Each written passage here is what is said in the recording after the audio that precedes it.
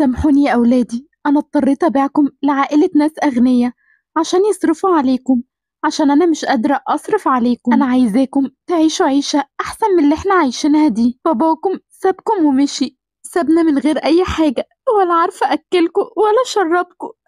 سامحوني، سامحوني يا أولادي. العيلة اللي هتيجي تتبناك يا علي يا ابني هتيجي دلوقتي وتاخدك.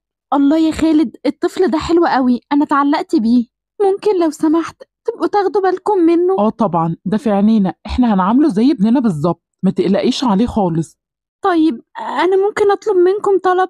ممكن أبقى أجي أطمن عليه كل فترة؟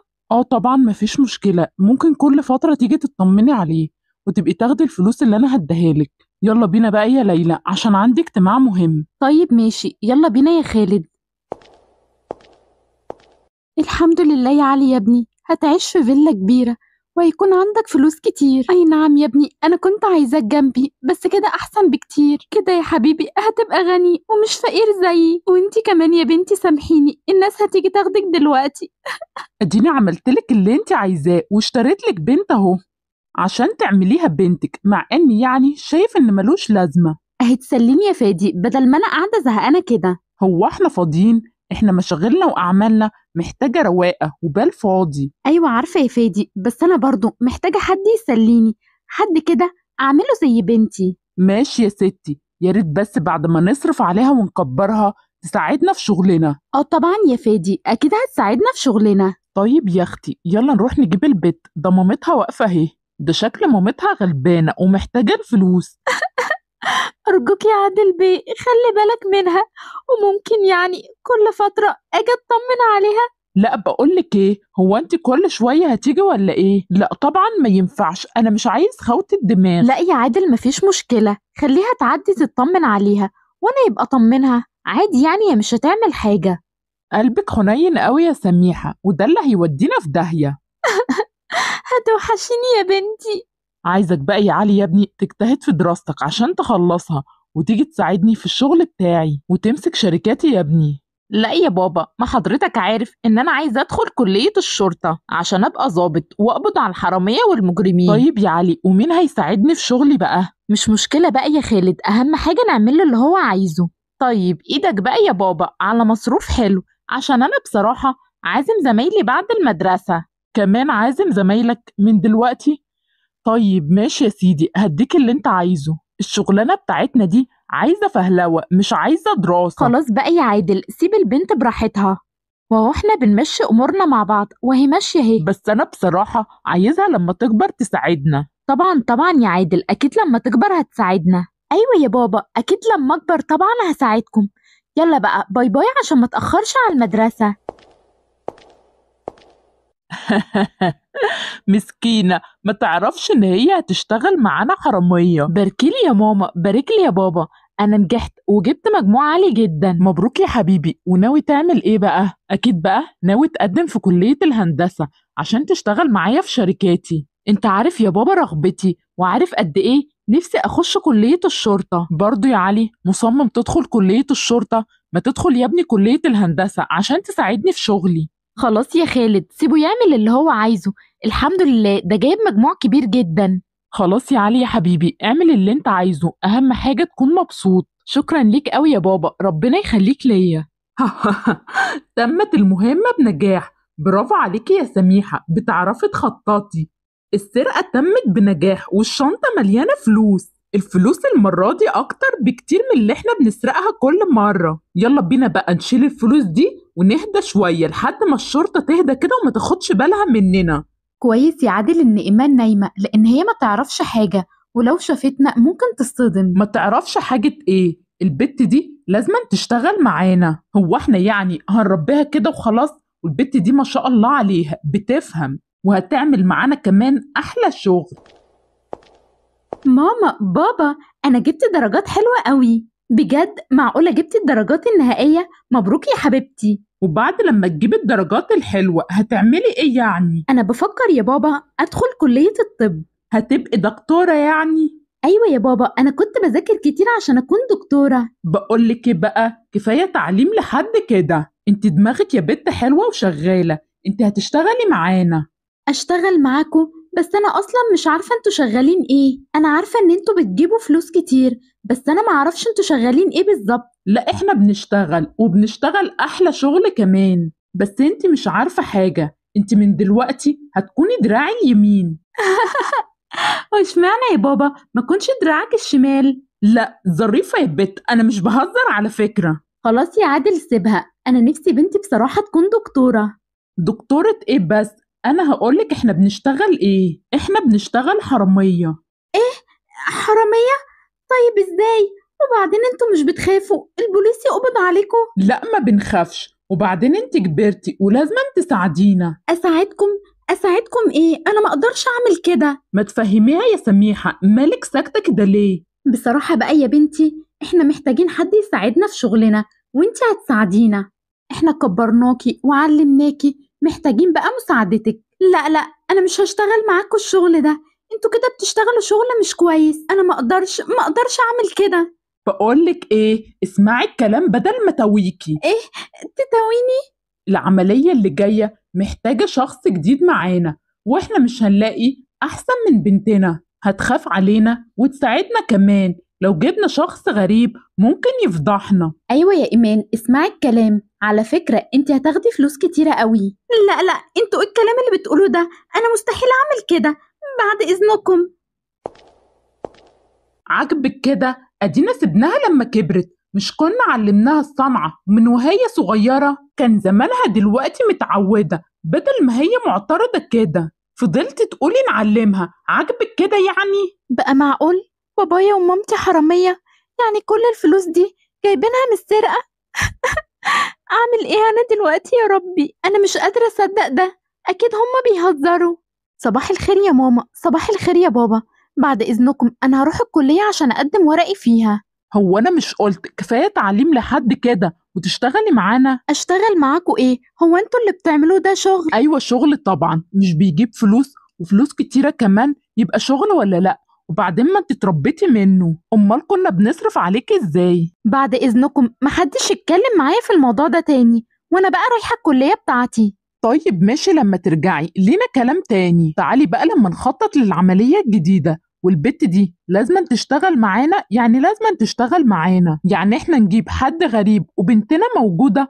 امال احنا كنا بنتبناها ليه؟ باركولي، باركلي يا ماما، باركلي يا بابا. انا خلاص اتقبلت في كلية الشرطة، ابنك يا بابا هيبقى ضابط ويقبض على الحرامية. بجد بجد يا علي يا ابني، مبروك، انا فرحت قوي. مبروك مبروك يا علي يا ابني، أنت هتبقى أحلى ضابط في الدنيا. هو انت لسه ما جهزتيش؟ مش انا فهمتك على الخطة كويس؟ يلا البسي بسرعة، ما تضيعيش وقتنا. لا، انا مش هشتغل معاكم، انا ما اقدرش اعمل كده. اسمعي الكلام بقولك، ما تعصبنيش اكتر من كده. اسمعي الكلام بقى يا ايمان، احنا محتاجين حد يساعدنا في المهمة دي. يا بت بقولك اسمعي الكلام، لو ما سمعتيش الكلام انا هخلص عليكي. ايه؟ طيب خلاص خلاص، انا هشتغل معاكم. هو بس يا بت اول مرة بيكون قلبك ضعيف، انما بعد كده هتاخدي على الموضوع، وانت بعد كده يا بت اللي هتفكري وتخططي لنا كمان. ارجوكم انا مش عايزة اعمل كده، ارجوكم شوفوا حد تاني. لا انت بنتنا وهتخافي علينا وهتساعدينا. يلا بقى انجزي والبسي اللبس اللي انا اديتهولك. يلا كل واحد عرف دوره ايه. ايوه انا عرفت دوري كويس، وانتي كمان يا ايمان اوعي تتلخبطي وتودينا في داهية. لا حاضر حاضر، انا فهمت كل حاجة. انت هتقفي هنا يا ايمان وتستنينا في العربية، واول لما نطلع تيجي بسرعة وتلحقينا قبل ما حد يقبض علينا. انت فاهمة يا ايمان؟ احنا كده خلاص خدنا كل الفلوس، وايمان جاية في العربية اهي. يلا اركبي بسرعة. شفتي بقى يا بت الموضوع طلع سهل ازاي؟ انا متضايقة قوي، إيه اللي انتوا بتعملوه ده؟ ارجوكم سيبوني، انا مش عايزة اشتغل الشغل ده. انت بنتنا ولازم تساعدينا، وهتشتغلي غصب عنك، انت فاهمة ولا لا؟ باركيلي باركيلي يا ماما، انا استلمت الشغل النهاردة. مبروك مبروك يا حبيبي. الله يرحمك يا خالد، كان نفسه يشوفك ظابط قد الدنيا. الله يرحمه، من ساعة ما مات في الحادثة واحنا كلنا متأثرين. الله يرحمه يا ماما، اكيد حاسس بيا وفرحان بيا كمان. عايزة اقولك بقى يا ماما، انا هقبض على كل الحرامية اللي موجودين في البلد. خلاص يا ماما، البلد مش هيكون فيها حرامية ابدا. خلاص يا بلد، الظابط علي جايلكم. ربنا يسعدك يا علي يا ابني. الحمد لله يا علي يا ابني، بقيت ظابط قد الدنيا. لو انت كنت عايش معايا يا حبيبي كان زمانك ولا حاجة. وانتي يا ايمان يا حبيبتي، نفسي اعرف اخبارك ايه من ساعة ما عادل بيه طردني وانا معرفش عنك حاجة. يا ترى يا بنتي عاملة ايه معاهم؟ ايوه يا فندم، تمام. خلاص انا هعمل التحريات المطلوبة. عايزين بقى نستعد للعملية الكبيرة. هنسرق اكبر سوبر ماركت في المدينة. ايوه بقى يا عادل، هو ده الشغل الكبير. دي بقى هتكون صفقة العمر. إيه اللي انتوا بتقولوا ده؟ انا مش هشتغل معاكم تاني. لا طبعا هتشتغلي معانا. أرجوكم بقى سيبوني، مش كفاية ضيعتوا مستقبلي وكنت هدخل كلية الطب. أرجوك، أنا مش عايزة أعمل كده تاني. أنا كان نفسي أشتغل دكتورة وأشتغل شغل حلال بدل اللي انتوا بتعملوه ده. أنا مش عارفة إزاي انت أب وهي أم. أنا ما بقتش بحبكم، أنا مش عايزة أعيش معاكم. بقولك يا بت، سيبك من الاسطوانة اللي انت بتسمعها لنا كل مرة دي. احنا هنخطط للعملية وانت هتكوني معانا، انت فاهمة ولا لا؟ حرام عليكم بقى، أنا تعبت. خلاص بقى يا بت، اسمعي الكلام. يو بقى، أنا زهقت. البت دي بقت متعبة قوي. هي مش عاجبها الفلوس يعني؟ امال الفيلا والعربية والعيشة اللي هي عايشاها دي بنجيبها منين؟ معلش يا عادل، بكرة تتعود. أنا مش لازم أستسلم للي هما بيعملوه ده. أنا خلاص مش هينفع أعمل كده تاني. أنا بجد زهقت من تصرفاتهم دي. أنا لازم أسيب البيت وأمشي. أيوة، أنا لازم أمشي ومرجعش هنا تاني. ده أحسن حل. يا ريت كان عندي أب وأم غيرهم، حتى لو كنت فقيرة أحسن بكتير من إن أكون حرامية. لما أمشي بقى بالراحة من غير ما يشوفوني. رايحة فين يا إيمان وشايلة الشنطة دي؟ بابا، أنا كنت. انت أكيد كنت عايزة تهربي. حظك بقى كده، أنا نزلت عشان أشرب وديكي اتقفشتي. سيبوني، أنا مش عايزة أعيش معاكم. أنا خلاص بقيت بكرهكم. بقولك ايه، انت خلاص اشتغلتي معانا يعني زيك زينا. لو انت بقى مشيتي احنا هنبلغ عليك الشرطة. وبقولك ايه، انت اللي هتكوني معانا في العملية الجاية، انت فاهمة ولا لا؟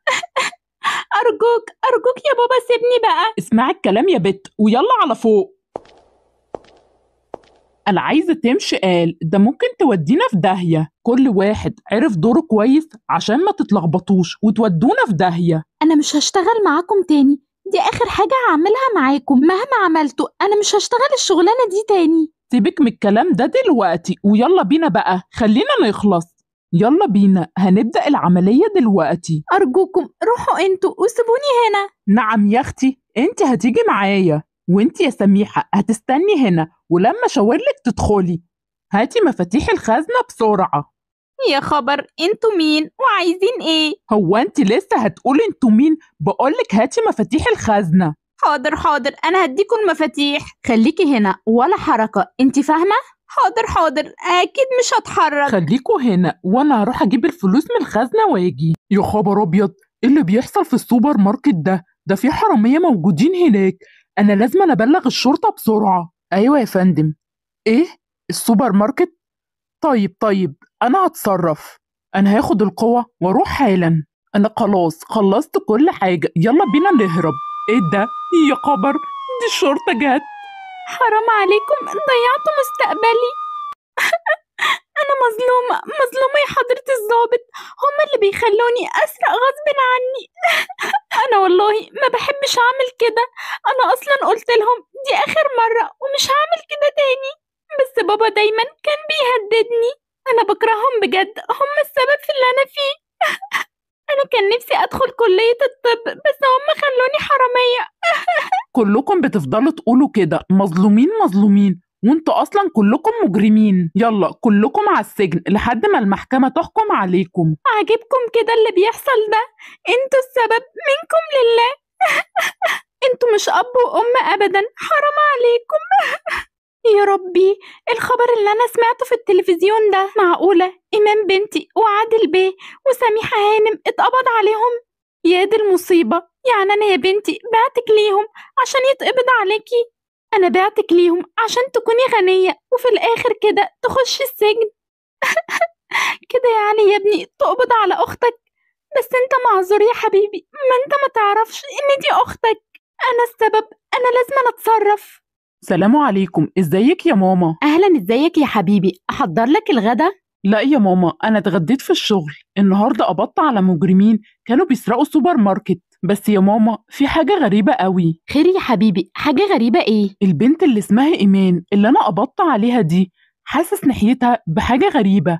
حاسس إن أنا أعرفها من زمان. أنا مش عارف يا ماما، أنا حسيت إحساس غريب ناحيتها. إحساس إيه يا حبيبي؟ وتعرفها منين؟ أنت هتعرف الأشكال دي برضو؟ مش عارف يا ماما، بس حاسس إن هي مظلومة. هم كلهم كده يا حبيبي، بيفضلوا يقولوا إحنا مظلومين. لا يا ماما، أنا حاسس إن هي مظلومة. على العموم التحريات هتبين كل حاجة. أنا هطلع بقى عشان أرتاح، عشان أرهقت جدا. إيه ده؟ مين اللي بيخبط علينا في الوقت ده؟ لما أروح أفتح الباب، دي الست يا ماما اللي بتيجي كل فترة. في إيه يا سعاد؟ مالك بتعيطي كده ليه؟ إيمان يا علي بيه اللي أنت قبضت عليها النهاردة دي تبقى بنتي. إيه؟ بنتك إزاي؟ وتبقى كمان أختك يا علي بيه؟ إيه اللي أنت بتقولي ده؟ أنا مش فاهم حاجة. اسكتي يا سعاد، لا لازم يعرف الحقيقة عشان ينقذ بنتي. اطلع فوق دلوقتي يا علي يا ابني، أرجوكي يا ليلى هانم، أرجوكي ساعديني. أنا مش فاهم حاجة، هو في إيه؟ قلت لك يا علي يا ابني اطلع فوق. يا ماما لو سمحت، أنا لازم أفهم كل حاجة. إيمان يا ابني أختك التوأم. زمان أنا بعتكم انتوا الاتنين عشان أنا كنت فقيرة قوي وما كنتش قادرة أصرف عليكم. باباكم سابكم وانتوا صغيرين وأنا ما كنتش عارفة أعمل إيه. انت يا حبيبي كان حظك حلو وجيت للعيلة دي، إنما إيمان راحت للعيلة التانية. بس أنا يا ابني غلطانة، أنا اللي عملت كل ده. المفروض ما كنتش عملت كده. بس أنا يا حبيبي كان نفسي تعيشوا عيشة كويسة. ماما قوليلي يا ماما، الكلام ده حقيقي ولا الست دي بتخرف؟ قوليلي يا ماما. قولي له الحقيقة يا ست ليلى أرجوكي، خليه ينقذ إيمان بنتي من السجن. أنا عملت كده عشان مصلحتك يا حبيبي. أيوة يا حبيبي، هي دي الحقيقة. بس أنا ما أقدرش أستغنى عنك، أنت ابني. أنا طول الوقت ده وأنا بعتبرك زي ابني بالظبط، ومش ممكن أبدا أستغنى عنك. سامحني يا ابني واعذرني، أنا كنت فقيرة جدا وما كنتش قادرة أصرف عليك. شوف دلوقتي بقيت إيه؟ بقيت حاجة كبيرة جدا، لكن معايا ما كنتش هتبقى ظابط خالص. انت دلوقتي معاك فلوس وعايش عيشة حلوة ومنصب حلو كمان، لكن لو انت معايا كان زمانك فقير زيي. أرجوك انقذ أختك إيمان. أنا لازم أتصرف حالا وأنقذ أختي. ليه بس كده يا سعاد؟ عملتي كده ليه؟ غصب عني يا ست ليلى. يعني انت كنت عايزاني أشوف بنتي مسجونة واسكت؟ حضرة الضابط، أنا مظلومة صدقني. أنا ما كنتش عايزة أشتغل بس هم أجبروني صدقني. أنا كنت والله رافضة شغلهم ده. إيمان أنا مصدقك، وكمان أنا كنت عايزة أقولك سر غريب جدا. انتي أختي التوأم. إيه ده؟ أنت بتقول إيه؟ وإزاي ده؟ إزاي أنت أخويا وكنت فين من زمان؟ وبعدين بابا وماما ما قالوليش حاجة زي كده. دول يا إيمان مش باباك ومامتك الحقيقيين. أنا وإنتي بنت الست الفقيرة اللي اسمها سعاد. أيوة، أنا سمعت الاسم ده قبل كده. كان في ست فعلا بتيجي لبابا بس بابا طردها. هي بقى الست دي. يعني أنا أبقى أختك يا علي؟ أيوة انتي أختي التوأم. أنا لازم أساعدك وأخرجك من هنا. صدقني يا علي، أنا ما كنتش عايزة أسرق بس هم أجبروني أعمل كده. الحل الوحيد عشان تخرجي من المشكلة دي إن انتي لازم تشهدي عليهم وتقولي إن هما اللي سرقوا، وهعتبرك شاهد وتخرجي من القضية. بس أنا مش عايزة أسجنهم، أنا برضو عشت معاهم سنين. هو ده الحل الوحيد يا إيمان، ما عندناش حل تاني. طيب وماما فين يا علي؟ ماما موجودة، تعالي أوديكي عندها. ماما؟ إيمان بنتي أنا السبب. ليه يا ماما؟ ليه سبتينا كده؟ ليه يا ماما فرقتيني أنا وأخويا عن بعض؟ أنا عملت كده يا بنتي عشان مصلحتكم، عشان ما تعيشوش فقرا زيي. إحنا يا ماما نعيش معاكي فقرا أحسن من اللي حصل لنا ده. سامحوني يا ولادي، حقكم عليا. إحنا مسامحينك يا ماما، وأنا هعيش معاكي هنا أحسن من أي حد تاني. وأنا بصراحة يا ماما مش هقدر أستغنى عن ماما ليلى. ولا أنا هقدر أستغنى عنك يا علي يا ابني. انتوا كلكم هتيجوا تعيشوا معايا في الفيلا، انا ما اقدرش استغنى عن علي ابني ابدا. بجد يا ماما ربنا يخليكي ليا. ويخليك ليا يا علي يا حبيبي. أنا مش عارفة هما الناس ما بقوش يجوا على الشاطئ ليه؟ عشان أخطفهم وأخدهم معايا تحت في البحر. هخطفهم بسهولة وأموتهم كمان وبعدين أرميهم على الشاطئ. أول حاجة أنده اسمهم وأسحرهم كمان وأخليهم يجوا لحد عندي. بس أنا موتت ناس كتير وكله بقى ياخد باله. لما أشوف حد تاني يجي قدام الشاطئ وأنده عليه أنا هفضل هنا مستنية. إيه ده؟ الله الله، ده في 4 شباب اهم. حلو قوي، لما انده عليهم كلهم كده الصيدة المرة دي كبيرة قوي. يا جدعان احنا ايه اللي جابنا هنا؟ ده بيقولوا ان الندهة موجودة وانتوا جايبيننا هنا عند الشاطئ. ايه يا سليم، معقول بتصدق التخاريف دي؟ يا ابني اشحال ان انت متعلم. يا ابني ده تخاريف وشوية جهلة هم اللي مألفين القصص دي. سيبك انت من الكلام ده، احنا النهاردة واخيرا هنتجمع لان خالد اخيرا رجع من الجيش واحنا بقالنا كتير ما اتجمعناش مع بعض. يلا بينا نشرب شاي على الولعة الحلوة دي. ايوه يا سليم، انا لسه راجع من الجيش وبعدين انت بتخوفني ولا ايه؟ وبعدين يعني الناس ما وراهاش غير التأليف والحكايات اللي بيحكوها. يا عم سيبك انت من الكلام ده. يا جدعان ما بلاش السيرة دي. على فكرة بقى الكلام ده حقيقي وانا اعرف بنفسي الناس حصل لهم حاجات من نداها، في ناس ماتت منها. ربنا يستر، انا جتتي ابتدت تلبش. خلاص يا عم بلاش السيرة دي خالص، انا اروح اجيب براد الشاي ونشرب كوبايتين شاي زي العسل. ايه ده؟ ده بيجيبوا في سيرتي. كويس ان هم عارفيني كويس. انا هنده عليهم واحد واحد وهاخدهم واحد واحد. خالد، حاتم، سليم، محمد. ايه ده؟ سامعين اللي انا سامعه ده؟ في حد بينده عليا. خالد، حاتم، سليم، محمد. ايه يا خالد، هو انت ابتديت تخاف ولا ايه؟ يا ابني مفيش حاجة. انت يعني اكيد من الكلام اللي احنا قلناه ابتديت تخاف ويتهيأ لك حاجات. يلا يلا يلا نشرب الشاي. خالد، حاتم، سليم، محمد. لا انا متأكد ان انا سامع صوت وبتنده علينا وبترتيب معين. لا انا لازم امشي من هنا، انا خايف جدا. ركزوا كده وانتوا هتسمعوا الصوت. خالد، حاتم، سليم، محمد. واحد واحد هيجيلي هنا. ايوه احنا سمعناه، ده شكلها الندهة بجد. يلا بينا بسرعة نهرب. مش انا قلت لكم يا جدعان الموضوع ده حقيقي ومش تخاريف؟ يلا بينا بسرعة نهرب قبل ما نموت كلنا. يا ربي، دي طلعت الندهة بجد. انا خايف جدا وندهت على اسمي اول واحد. اكيد هتاخدني انا اول واحد. انا خايف جدا، انا مش لازم اطلع ابدا. انا هنام في السرير.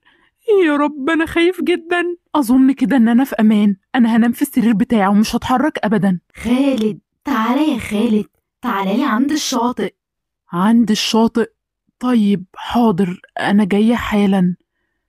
ايوه انا لازم اروح عند الشاطئ. انا جاية اهو.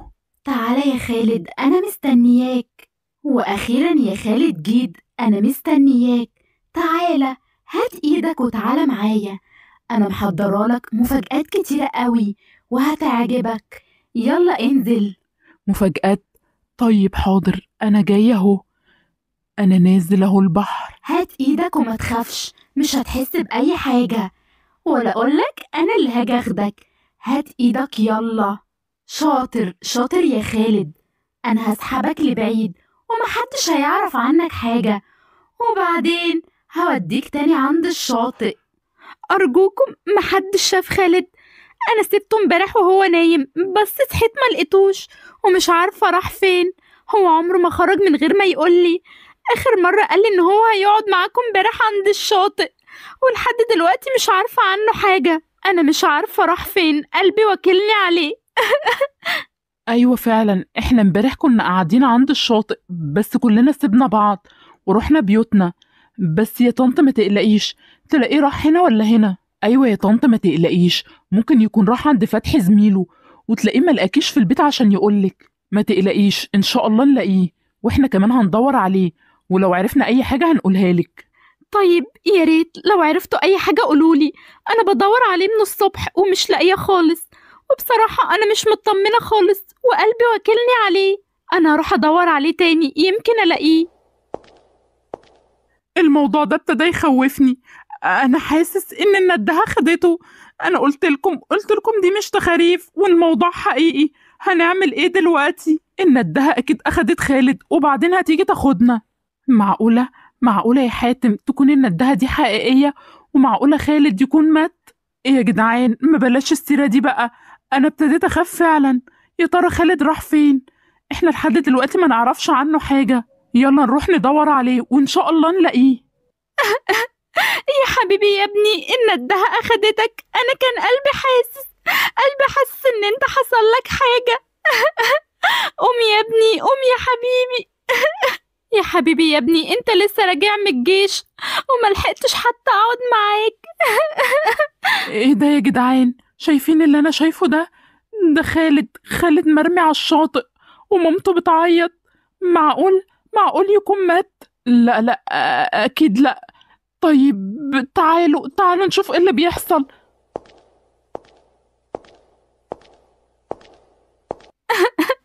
يا حبيبي يا ابني، أكيد الندهة أخدتك ورمتك على الشاطئ. ايه يا طنط، هو خالد ماله؟ وندهت ايه اللي اخدته؟ يا ربي، خالد معقول خالد مات؟ أيوة، الندهة أخدته زي ما أخدت ناس كتير. يا حبيبي يا ابني، هتوحشني قوي يا حبيبي. البقاء لله يا طنط. يلا يا جدعان، تعالوا نشوف هنعمل ايه في المصيبة اللي احنا فيها دي. تعالوا يلا بسرعة، تعالوا ورايا. هنعمل ايه دلوقتي يا جدعان؟ ده طلعت الندهة دي حقيقية وخدت خالد. واكيد هتيجي وتاخدنا انا كمان. دي ندهت اسمي بعده، يبقى اكيد انا اللي عليا الدور. يا ريتني ما كنت رحت معاكم. انا قلت لكم ان الحاجات دي حقيقية. هنعمل ايه دلوقتي؟ احنا ما ينفعش نروح الشاطئ تاني ابدا، وكل واحد فينا يفضل في بيته، وربنا يستر بقى. واكيد الندهة مش هتجيلنا في بيتنا. يا رب، يا ريتني ما رحت معاكم بقى. انا قلت لكم بلاش نروح هنا وانتوا ما سمعتوش كلامي. يا ربي، اعمل ايه؟ اهرب من البلد دي؟ بس ما ينفعش، ده انا فرحي بعد اسبوعين. هتصرف ازاي؟ خلاص، انا مش هخرج من البيت ابدا. لما اروح انام على السرير بتاعي. حاتم، يا حاتم، تعالى يا حاتم عند الشاطئ، أنا مستنياك هناك. ايه ده يا ماما؟ مين اللي بينده عليا؟ حاتم، يا حاتم، تعالى بقولك أنا مستنياك عند الشاطئ. يلا تعالى بسرعة، ما تتأخرش. حاضر، انا جايه اهو ومش هتأخر خالص. انا جايلك عند الشاطئ. برافو عليك يا حاتم. وأخيرا يا حاتم جيت، ما تأخرتش خالص. تعالى بقى، تعالى معايا ومش هتندم خالص. أنا محضرالك مفاجآت تحت المية هتعجبك جدا. حاضر، انا جاي معاك اهو. انا بعرف اعوم اصلا. لا، أنا مش عايزاك تعوم، أنا هشدك لتحت. يلا هات إيدك وتعالى. يلا ما تغلبنيش بقى، شاطر. يلا تعالى معايا لتحت، أنا هنزل وهشدك من رجليك. حاضر، انا جاي معاك اهو. سليم، يا سليم، قوم بسرعة يا سليم، شوف المصيبة اللي احنا فيها. يا سليم قوم بسرعة. ايه يا ماما، في ايه؟ ايه اللي حصل؟ اوعي تقوليلي ان حاتم لقوه مرمي على الشاطئ ميت. ايه ده يا سليم؟ انت مين اللي قالك وعرفت ازاي؟ ده الحادثة لسه حاصلة النهاردة وانت كنت نايم طول الليل. مين اللي قالك ان هم لقوه على الشاطئ مرمي؟ يعني بجد يا ماما حاتم لقوه مرمي على الشاطئ وميت؟ طيب بعدين يا ماما، بعدين يبقى فهمك. انا لازم اروح حالا. حاتم. يا حاتم، سبتني ورحت فين بس يا حاتم؟ احنا كان فرحنا بعد اسبوعين. اكيد الندهة هي اللي اخدتك. هتوحشني قوي يا حاتم. معقولة الندهة كمان اخدته؟ هنعمل ايه دلوقتي بس؟ يا ربي، كده الدور علينا احنا كمان. محمد، ايه يا محمد؟ تعالى معايا بسرعة، انا عايزك في موضوع مهم جدا. طيب ماشي يا سليم، انا جاي معاك مع اني عارف انت عايزني في ايه.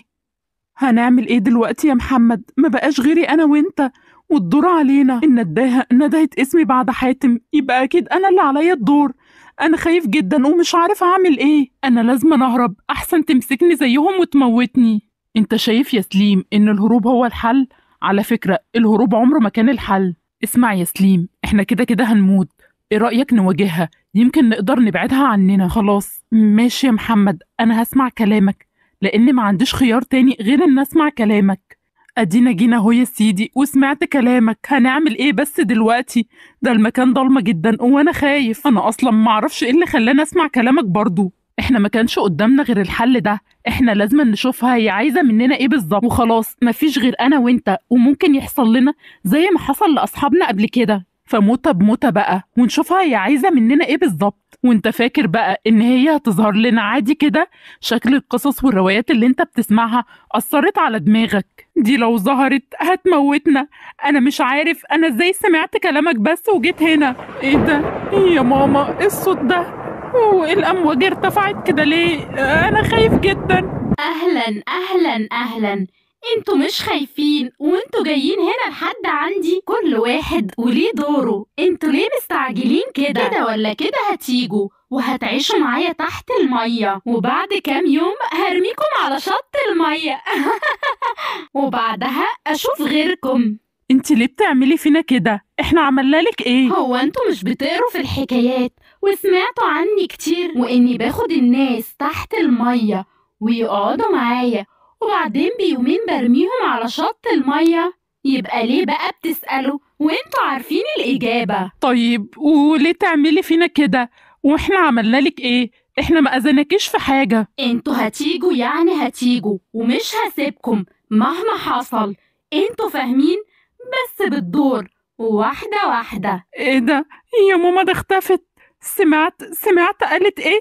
مش هتسيبنا وعايزة تموتنا. هنعمل ايه دلوقتي؟ انا خايف جدا. مش عارف هنعمل ايه. بس احنا لازم دلوقتي نرجع البيت بسرعة. انا هدخل على النت واشوف يمكن الاقي طريقة واخلص من الندهة دي. يا رب الاقي حل. سليم يا سليم، تعالى بسرعة يا سليم، أنا عند الشاطئ ومستنياك، اوعى تتأخر. ايه ده يا ماما؟ هي دي الندهة ولا ايه؟ طيب حاضر، انا جاية اهو. خلاص انا هجيلك عند الشاطئ. استنيني، انا مش هتأخر. انا جاية اهو. ايه ده يا سليم؟ انت عامل كده ليه وخارج متأخر ورايح فين؟ سليم يا سليم، انت مش بترد عليا ليه؟ اوعى ترد على حد وتعالى، أنا مستنياك. يا سليم، انا لازم انده لبابا او ماما عشان يلحقوه. يا ماما، انا ابتديت اخاف على سليم. انا هنده لبابا او ماما. يا بابا يا ماما، حد يلحقنا بسرعة. يا ماما يا بابا، الحقني يا بابا. سليم خرج في وقت متأخر وكمان ما كانش بيرد عليا وشكله كان غريب جدا. الحقوا يا بابا، انا خايفة عليه جدا. ايه اللي انت بتقوليه ده بس يا لوجي؟ معقول؟ انا برضو خايف عليه جدا. انا هروح الحقه بسرعة. ده اكيد الندهة ندهته. رايح فين يا سليم؟ يا سليم رد عليا، رايح فين؟ ما تسمعش كلام حد ولا تقف لحد، اسمع كلامي أنا وبس، وتعالى بسرعة أنا مستنياك. سليم، يا سليم رد عليا. مش بترد عليا ليه؟ يلا تعالى يا سليم، أنا مستنياك، سيبك منه وتعالى. يلا يا حبيبي تعالى. انا مش عارفة اتصرف ازاي، بس انا لازم انقذ سليم. انا هضربه على وشه. يا رب اعرف انقذه. ايه ده يا بابا؟ هو ايه اللي حصل؟ وايه اللي جابني هنا؟ وبعدين يا بابا، هو انت ضربتني بالقلم ليه؟ يعني انت مش عارف ليه يا سليم ان الندهة ندهتك وانت خرجت من البيت متأخر؟ ولولا اختك نبهتني كان زمانك رحت زي اصحابك. انت كنت ماشي وراها وما كنتش راضي تسمعني. كنت عايزني اعمل ايه؟ انا كان لازم اضربك يا ابني. ما تسمعش كلامها يا سليم. دي عايزة تموتك يا ابني.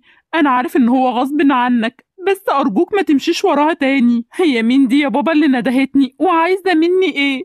بابا انا خايف جدا. ما تخافش يا ابني، انا مش هسيبك ولا هخليها تاخدك زي ما خدت اصحابك. الندهة دي لازم تنتهي من هنا. انا مش هسيبها تاخدك ابدا يا ابني. يلا نروح البيت دلوقتي. انا مستحيل اخرج من البيت ابدا. ولو ندهت عليا انا مش هسمع كلامها خالص. محدش يقدر يحوشك أبدا يا سليم، وهتيجي. يلا يا سليم تعالى بسرعة، أنا مستنياك عند الشاطئ. حاضر، انا جاية اهو ومش هتأخر خالص. يلا يا سليم تعالى عشان تعيش معايا. يلا احنا هنعيش تحت في البحر، ومحضرة لك مفاجآت كتير. البحر أحسن من بر بكتير. يلا ننزل البحر، هات ايدك يلا، انا هاخد بايدك وهنزلك البحر بنفسي. يلا هات ايدك، يلا بالراحة وهننزل في اعماق البحر. بس كده. ايه ده؟ سليم راح فين؟ سليم مش في اوضته. يا رب هيكون راح فين بس. يا لوجي، يا سعاد، تعالوا بسرعة. في ايه يا مصطفى بتزعق كده ليه؟ وفين سليم؟ ما شفتوش سليم، انا دورت عليه في كل حتة ومش لاقيه، وكمان مش في اوضته. ايه؟ سليم ابني هيكون راح فين بس؟ انا قاعدة من بدري وما شفتوش خرج ابدا. ممكن يكون خرج لما دخلت الحمام. خلاص كده سليم الندهة ندهته واخدته عندها خلاص. احنا لازم نروح الشاطئ، يمكن نلاقيه هناك. يا حبيبي يا ابني. يا رب يكون الكلام ده مش حقيقي، وما تكونش الندهة ندهته ويكون راح عند حد من زمايله. سليم. يا سليم قوم، يا سليم قوم يا حبيبي. يا حرام، دي أكيد الندهة ندهته. كده ما فاضلش غير محمد صاحبهم، ربنا يستر عليه وما يحصلوش زي ما حصل لزمايله. كده مش فاضل غيري انا مش عارف اعمل ايه وهتصرف ازاي. انا لازم اهرب منها.